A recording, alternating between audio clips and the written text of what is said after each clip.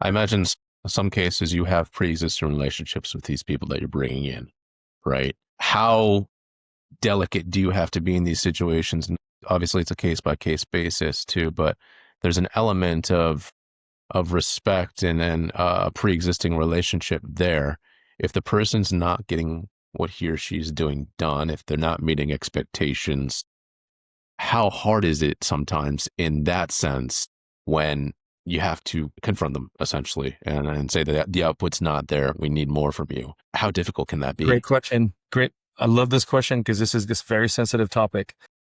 If you're bringing in friends and you're bringing in people that you're working with, whether they're existing coworkers at a day job or it could be friend or family, it is right off the bat, it's going to be hard to communicate if there's things where you have to give some constructive criticism, I'll call it. Some of them will say, look, hey, like say it's you and I, let's say you and I are doing things with our other group of people. You see me slacking off. I may think around, I'm like, oh, I know him. He's going to let me get away with this. He'll understand. But then I start letting it creep in that I'm not, I'm procrastinating a little bit, but I want to get away with it. I start treating it like a corporate job now, which it's not.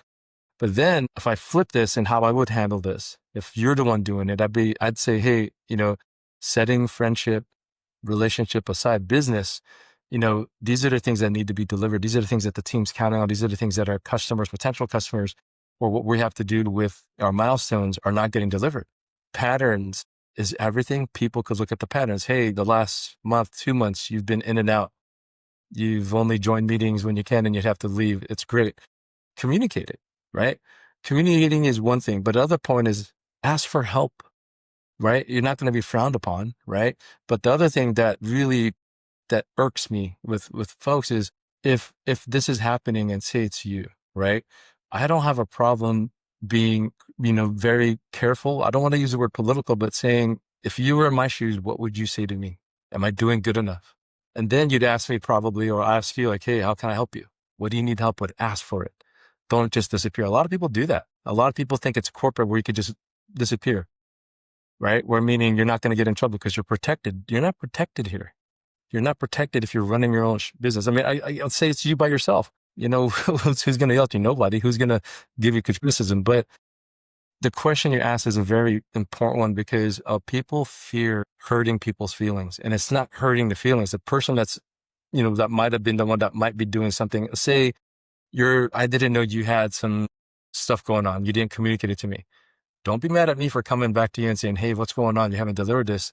Am I a mind reader? Are people mind readers? No, they're not. But it's up to you to communicate it. And if you're not communicating it and you're out of time, why'd you sign up to do it to begin with? Just so you could be part of a club? You're just wasting my time and everyone else's time, respectfully speaking, right? So you owe it to yourself to respect yourself, to communicate with your teammates and even share with people. It may be uncomfortable, but that's the point. This is a team, especially being an entrepreneur. And whether it's we're working together in other places or we're friends or we're family, you got to communicate. And it actually should be better, right? There should be a relationship established already that builds the trust. But if you can't trust to say that because you don't want to look bad or you don't want to share personalness, say something along the lines to say, okay, hey, this is why I can't do X, Y. Otherwise, we're going to assume, you're going to already assume but no, that's a wrong assumption. That's the mother of all F-ups is assumptions, right? And you can't do that. So you have to have that constructive conversation and the receiver has to be open to it. Otherwise, I've seen some people become very sensitive to it, emotional about it, and then they disappear.